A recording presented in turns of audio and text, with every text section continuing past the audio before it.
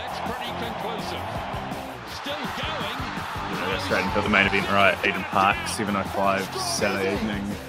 The Wallabies have been allowed to sneak into the country so we can get this year's Bledisloe Cup underway. Yeah. It's I don't know, interesting times for Australian rugby, but yeah, bookies have made them 20-point underdogs going in. You said that they were going to be about 24-point underdogs a few weeks back. How are you feeling ahead of the game? First of all, I guess the makeup of the team sort of fills me with a wee bit of confidence. In regards to the All Blacks and their chances. I think the line is probably right about where it should be. Might even sneak out another point to 21.5 before kickoff. I'd prefer to see Ardie in the 7 jersey myself. But outside of that, there's not a lot of sort of positions you can point your finger at and go, wow, what's he doing there? That's probably true. Confidence was Paul's reaction to the team, Carl. If you had to sum it up in one word, is it one that comes to mind, or impressive? Yeah, I'm excited to see Rico back on the wing. We've got a midfield pairing that is could be very devastating, especially to the Australians. Sever Reece, Damien, I love it. I love the mix. I'm sensing that you're thinking otherwise. No, I was sort of there was that vibe coming from you then. I'm just a very negative person in general. You know that, Paul. I'll always find something to complain about.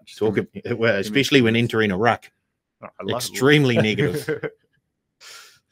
The 85 segment of the podcast is down the bottom, okay? So follow the run sheet. No, the one that did jump out to me was Ardie Savea in the 8 jersey as opposed to the 7. We went through our predicted loose forward trios a couple of weeks ago, and I think 2 of us had Dalton Papali'i somewhere in there. Carl, I think you were the one who had a Kiri Ioane wearing the 6 jersey, so congratulations. Thank you. You won a free smoothie. Please collect that on your way out. Thank you. The studio, but yeah, with Ardie at the 8, I think we all had him at 7. Do you think that's the selectors maybe having one eye on later in the year when Sam Cane's back, who probably walk into the 7 jersey and saying, look, Ardie's going to be an 8 for us realistically, let's get him playing there? Or do you think they legitimately think that's the best combination they're capable of putting out on the park? Bit of both, maybe. You have to have Ardie playing and starting, whether that's 8, 7, 6, 12, whatever. He's got to be. I could do with 12. He's got to be on the park. Could have played for Wellington. So, I don't. You've talked about it before, I think, and the loose forwards now, like they play a very similar role, all 3 of them. Yeah. It's these guys can all pilfer at the ruck, can all smash people in tackles, can all run the ball. So I don't know, maybe it could just be me, and I played a lot of years in the backs knowing nothing about the loose forward makeup, but it's just a number on the back. I think it's definitely to do with the fact that the 7 jersey is Sam's, and they want to give Ardie as much game time as possible in the 8. They already know what he can do in the 7 jersey, so I think they just want to be able to give him some time to become more accustomed to the different lines that he'll be running as a number 8, just to prepare for when Sam Cane does come back. Interesting to see where Jacobson comes into the mix when he comes on. And it wouldn't surprise me to see him go to 8 and Ardie to go to 7 when he comes on. Yeah. Or he could even just slot straight into the 6 jersey, right? Yes. The game's maybe breaking open, but having him, Dalton, and Ardie as the 3 loose forwards, and maybe a wide open game in the second half. That's a lot of ball carrying ability and agility around the ruck. I think that could be pretty impressive. So very interesting to see what roles they do end up playing in the game. Another sort of selection I had circled there, maybe it was a bit more of a head-to-head race, was at the back in the 15 jersey, where Damien McKenzie's been given the first crack at that in one of the in the big tests against the sort of other tier 1 nations. He's obviously been in great form all season. Winning a Golden Beaver, pretty key to the Chiefs' run towards the Super Rugby Aotearoa final. Was he your first choice 15 going into this pool? Yes, he was. Yeah. I just think the way that he performed, firstly, during the Super Rugby season, and then with his chances after that, he put his hand up. He didn't really do a thing wrong, so it would have been a bit harsh to then put him on the bench or even outside the 23. So, yeah, he thoroughly deserves his position there. I know Geordie, or even if they were thinking Bodie at the back, they'd be fine there as well. But I think Damien thoroughly deserves his. And isn't he the winner of some award?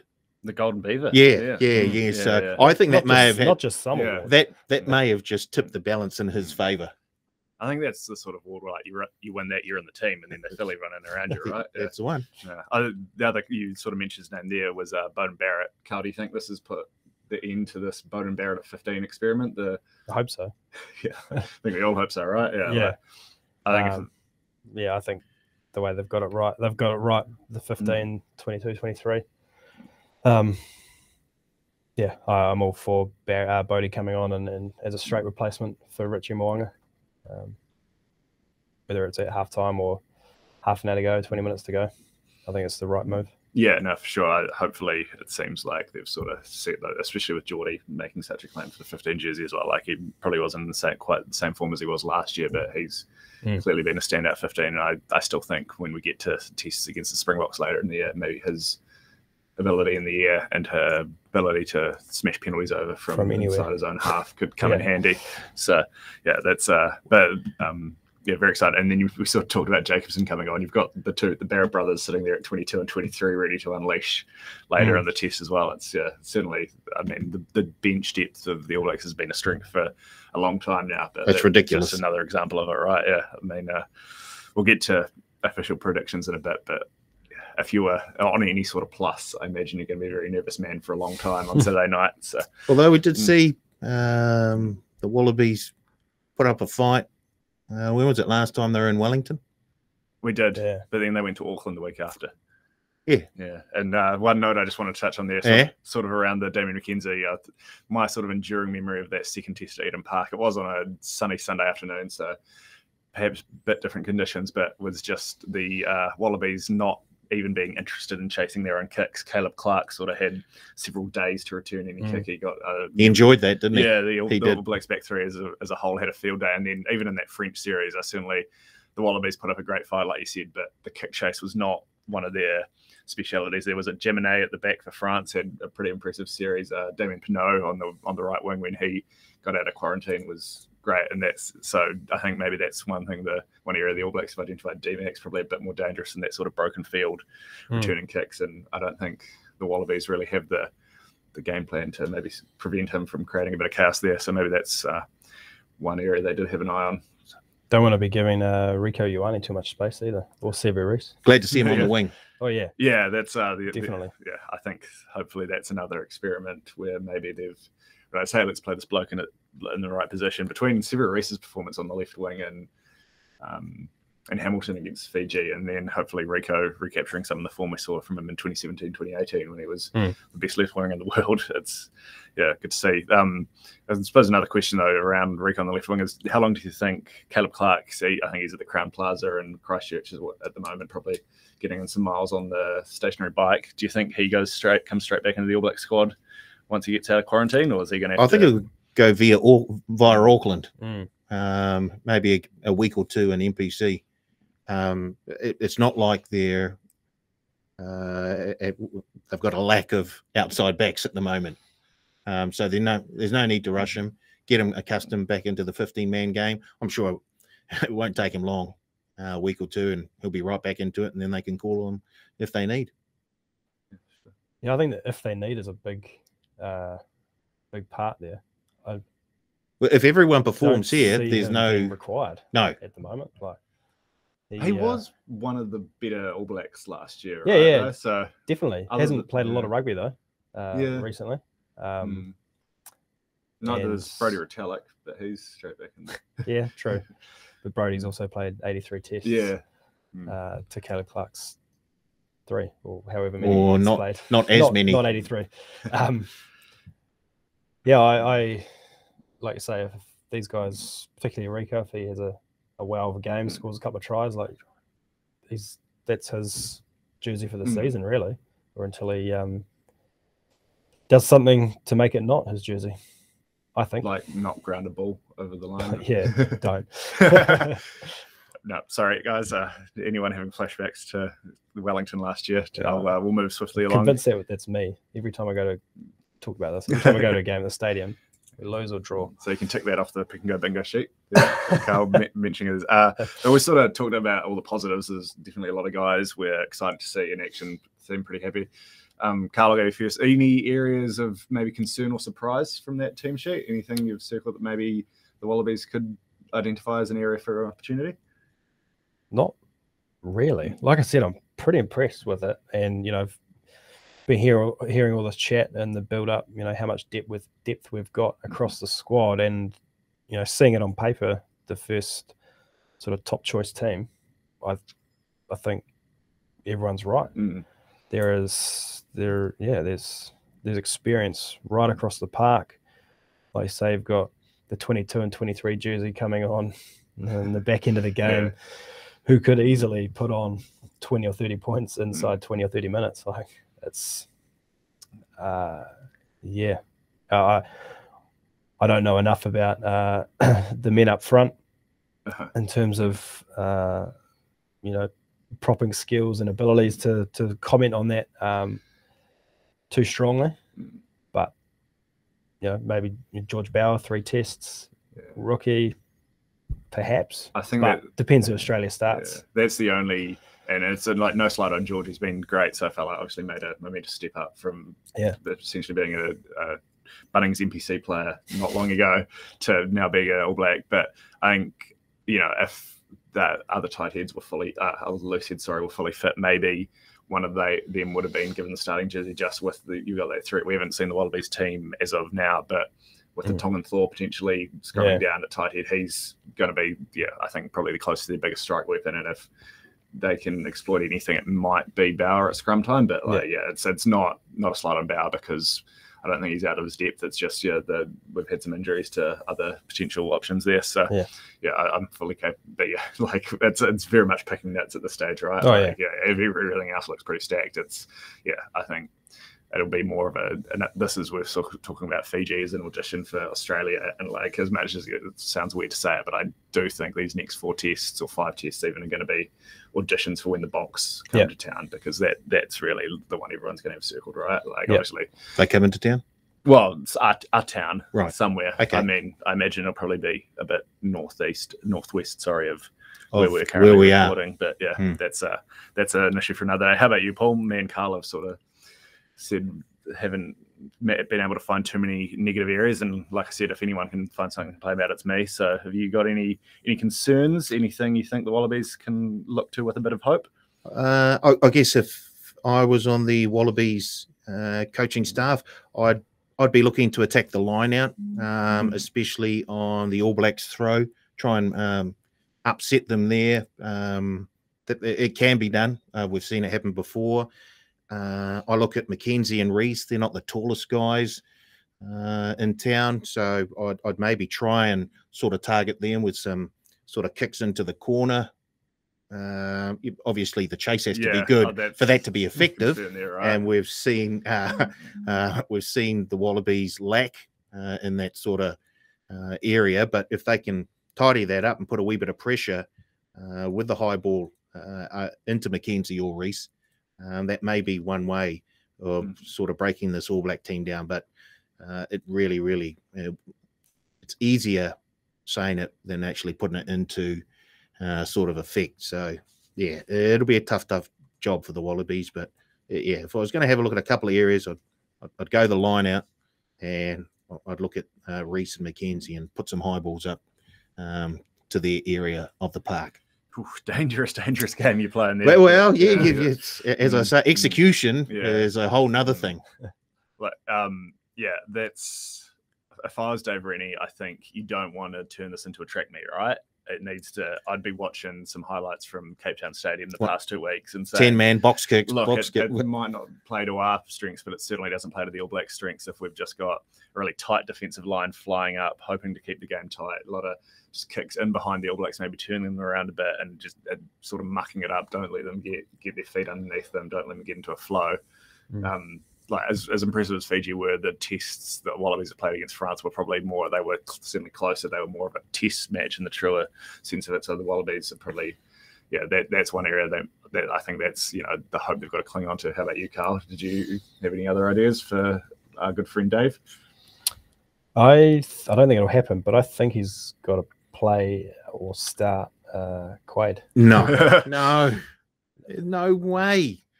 In New Zealand, he ruffles feathers. He hasn't even played Super Rugby. Where has he been? France? Doesn't matter. No. Doesn't matter. Who else have they got? Mate, if I was watching the game, Dave would ask me to come down and put the 10 jersey on. No way he will put Quaid on the field. Why is he in the squad then? I think to upset us. Yeah, I honestly think it's a massive misdirection tactic. Yeah. Who are they going to play in the 10? Probably Lola Seo again. Yeah, right? true. Yeah, I'd rather have Reece Hodge at 10 because, at least with Reece Hodge, he's a safe pair of hands. And that's the game plan that you're going with. Whereas, if it's Quaid, you're going the other way. You're sort of you're trying to make it crazy and throw the ball around. And they've got nothing to lose. Put it that way. Everyone expects them to get pumped. Yeah, you put them on. They either come close or they win, or they get pumped. You have just seen the start and end of Carl Tiley's coaching career right here. I don't pretend to be a coach at all. Just throwing it out there. I think if we're going to see Quaid, it'll be in the second test after some injuries. After we get pumped. After they get pumped. Yeah, after the first test goes not the way they were hoping, and it's really just a roll of the dice and a distraction tactic. It's let's not talk about why we got lost by 30 points. But if you're going to roll the dice, why not do it in the first test? If you're doing it in the second test, you're one test down. You're already behind the 8 ball. The other thing for me is just we've been saying for the last year since the Wallabies hired Dave Rennie as coach, look, it's not going to be a quick rebuild. He's obviously got his eyes on France in 2023 and realizes he doesn't have the troops to keep pace for them. So that's why the Quaid Cooper thing seems so strange to me. It's such a they won't even give him citizenship. Yeah, exactly. Why does he want to be? Yeah, I think Rennie probably does want to play him or is quite keen to play him. I think maybe he's getting pressure from above. Not to, so I don't think he'll play him this week. And if they get smashed, he'll go, look, I've got nowhere else to turn, and he'll turn up in the second test. If they don't get smashed, I don't see him turning up in the second test. Do you think he gets a bench spot? Well, not at all. Depends how many more Wallabies going on the drink, I suppose. Wow. What's controversial about that? It's what happened. We all know. Yeah. And just talking about it, I think Korobedi's another massive out for the Wallabies in terms of just pure strike with him. His work rate for a winger in those France tests, obviously not the last one, but the two before that. 5 minutes. Yeah, he was playing like a winger / loose forward. He was doing carries from the base of the ruck. He was great tackle, by the way. Yeah, I mean, it was a textbook tackle. Yeah, I really hope the French number 8, who managed to play 74 more minutes of Test rugby, has recovered from the debilitating injuries he suffered there. I hope his eye's okay. Yeah. No, it was just such a strong hit. It got the complete other side of his head. Yeah. But yeah, I think that pretty much covered it, right? Like, it's going to take something crazy for the Wallabies to even be competitive here, would you say? Yep. 100%. Yep. Yes. Yeah. So it's, I guess the only thing going for them is it's a Bledisloe Cup match, and they just saw in Wellington last year. We're probably having the same conversation, and they stepped up. Is the Eden Park factor a Fortress real thing, Eden? Probably. I've just got the numbers down here: 20 points, 36 points, 28 points, 27 points, 28 points, 31 points. Those are the last 6 tests. Have any of them been the first test in a Bledisloe Cup series? A couple of them have, I believe. First and second too. That's the second test. That's the other thing, right? Like now knowing they're going to have to win at least one of the two first tests, both at Eden Park. Like none of the All Blacks in the current squad were born last time Australia won there. Wow. That's for me. I think. When did they last win there? 86. Oh, okay. I wasn't born then either. No, that was I. Was that a really low-scoring test match? Was tell Carter us- you the tell us, open Paul. side flanker? You Yeah, must have been there. I think I remember. I was thinking back to this. I think it was the 75 or 77 test where Cornelison scored 4 Yeah. tries. I think it might have been Missed that one too. Yeah, 8-3 or something like that. Yeah. No, that's We'll get to betting in a moment, but it seems like we're all heading the same way.